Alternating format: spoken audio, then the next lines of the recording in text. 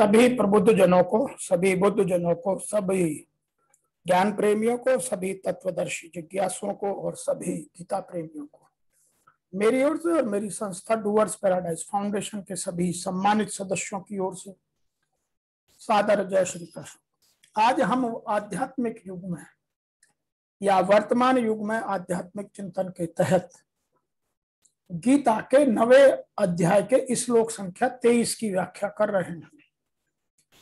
श्लोक संख्या 22 में भगवान ने जो निष्काम भाव से नित्य निरंतर चिंतन करने वाले अपने भक्तों का योगक्षेम स्वयं वहन करने की प्रतिज्ञा की है और वो उसको आगे समझाते हैं। जो उन पर श्रद्धा नहीं रखते, उन पर विश्वास नहीं रखते और देवों को पूजते हैं, अन्य देवताओं की उपासनाओं को प्रकारांतर से अविधि पूर्वक अपनी उपासना बतलाना है।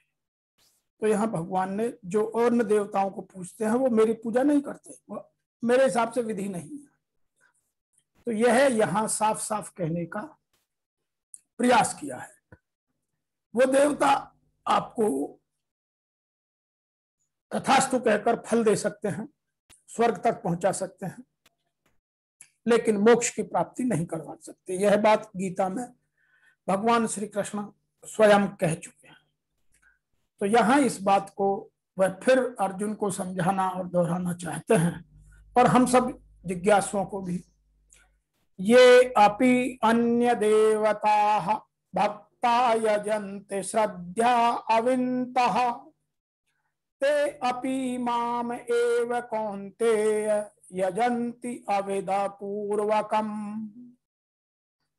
हे कुंती नंदन, जो भी भक्त या मनुष्य श्रद्धा पूर्वक अन्य देवताओं का पूजन करते हैं वे मेरा ही पूजन करते हैं, पर करते हैं अविधि पूर्वक, अर्थात अन्य देवताओं को मुझसे अलग मानते हैं। और सरल शब्दों में कहूं तो हे अर्जुन, यद्यपि श्रद्धा से युक्त जो सकाम भक्त, यहाँ कामना का बहुत बड़ा प्रश्न है, सकाम और निष्काम, ये दो शब्द आपको बार बार समझने पड़ेंगे। तो यहाँ भगवान सीधे कह रहे हैं, यद्यपि श्रद्धा से युक्त जो सकाम भक्त दूसरे देवताओं को पूजते हैं वे भी मुझको ही पूजते हैं, किंतु उनका वह पूजन अविधि पूर्वक अर्थात अज्ञान पूर्वक है। In English, even those who devoted to other gods worship them with faith, worship myself, O son of Kunti, in ignorance.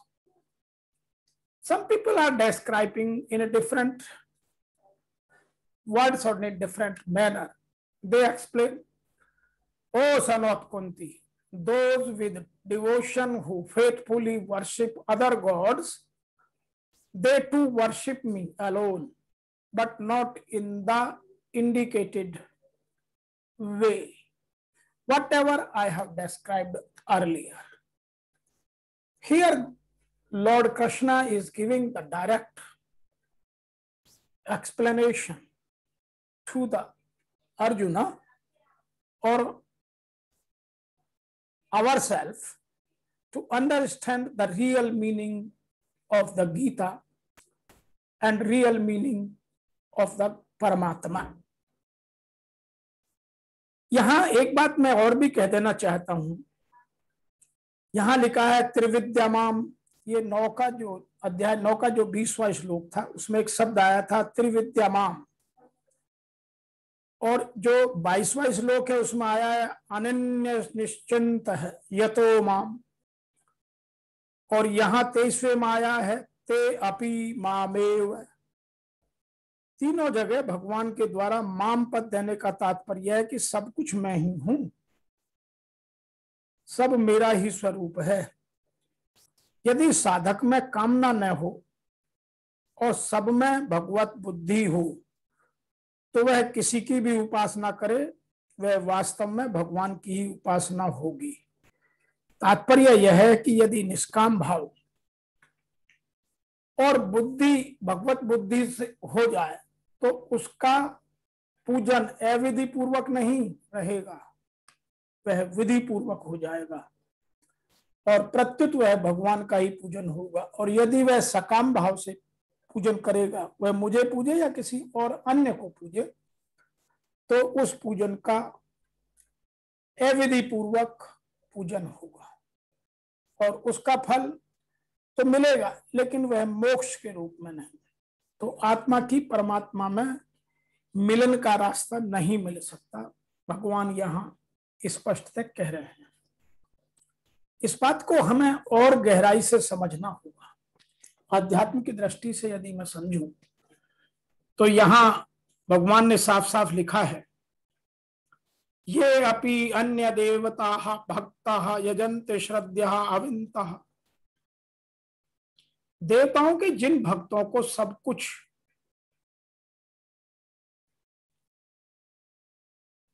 मैं ही हूं यह समझने में नहीं आया और जिनकी श्रद्धा अन्य देवताओं पर है, वे अन्य देवताओं को ही श्रद्धा पूर्वक पूजन करते हैं। वे देवताओं को मेरे से अलग और बड़ा मानकर अपनी अपनी भक्ति और श्रद्धा के अनुसार अपने अपने इष्ट देवता का नियमों से धारण करते हैं।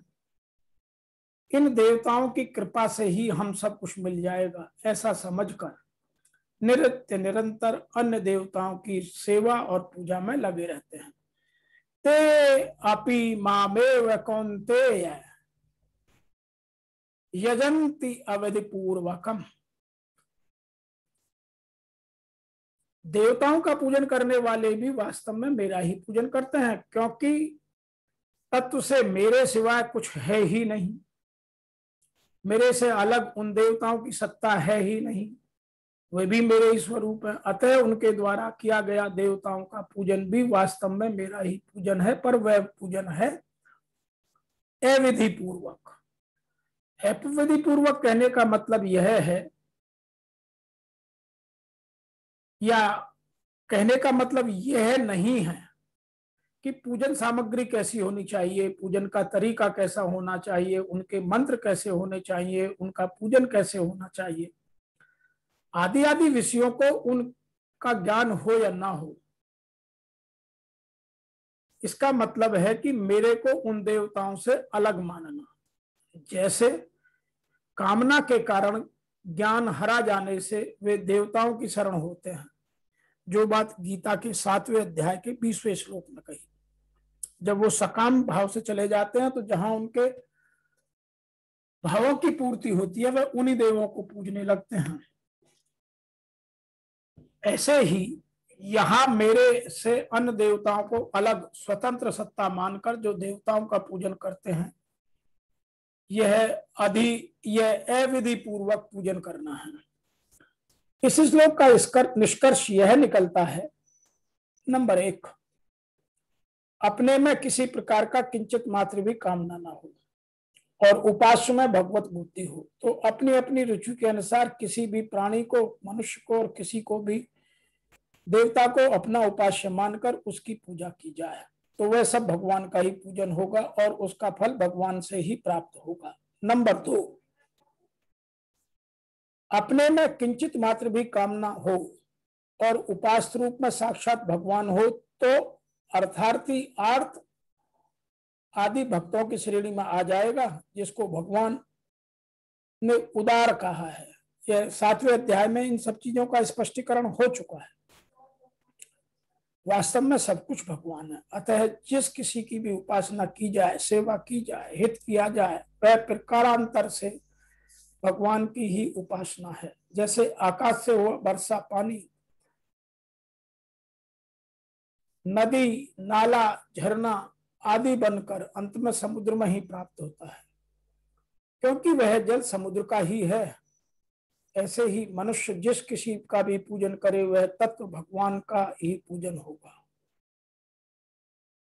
तो यहां यह बात हमें स्पष्ट रूप से इस उदाहरण से समझ लेनी चाहिए। परंतु पूजन को लाभ तो अपनी अपनी भावना के अनुसार ही होता है। तो यदि हम सकाम भाव से पूजते हैं तो वह अविधि है, सकाम भाव से पूजन का फल पूरा नहीं मिलता। तो यहाँ भगवान ने फिर निष्काम और सकाम दोनों को अंतर को समझाने की, और अन्य देवताओं की, जब भी आप सकाम भाव से पूजा करेंगे तो अन्य देवों को पूजेंगे जहां से आपको उस तत्व की, चाहे वो भौतिक हो चाहे वह अभौतिक हो, जिसकी प्राप्ति हो जाए। और मैं कोई तत्व देता नहीं, मैं तो सीधी मोक्ष की प्राप्ति कराता हूं, तो मुझसे कोई तत्व मांगता नहीं। तो जो लोग तत्व चाहते हैं, भौतिकवादी हैं, भोक्ता हैं, वे सब अन्य देवताओं की पूजा करते हैं। जो अवधि पूर्वक अर्थात अज्ञान पूर्वक है। तो आज के इस 9वें अध्याय के 23वें श्लोक की व्याख्या में हमें एक बात भगवान श्री कृष्ण ने स्पष्टतः समझाई कि यद्यपि श्रद्धा से युक्त, उनकी श्रद्धा अपने अन्य देवताओं में है, उनके साथ पूरी श्रद्धा है, उसमें कोई किसी को डाउट नहीं है, तो वो अपनी श्रद्धा अनुसार दूसरे देवताओं को पूजते हैं, वे भी मुझको ही पूजते हैं, किंतु उनका वह पूजन अविधि पूर्वक अर्थात अज्ञान पूर्वक है, क्योंकि उसके साथ उन्होंने अपना सकाम भाव से पूजन किया। और जब बदले में कोई काम ना करेंगे तो वह पूजन मेरा नहीं होगा। यह स्पष्ट रूप से भगवान ने यह कहा। आज के इस 9वें अध्याय के 23वें श्लोक की व्याख्या में इतना ही। आपसे शीघ्र मिलते हैं आगे के श्लोकों की व्याख्या लेकर। तब तक के लिए आपको मेरी ओर से, मेरी संस्था डूअर्स पैराडाइज फाउंडेशन के सभी सम्मानित सदस्यों की ओर से सादर ओम नमो भगवते वासुदेवाय नमः।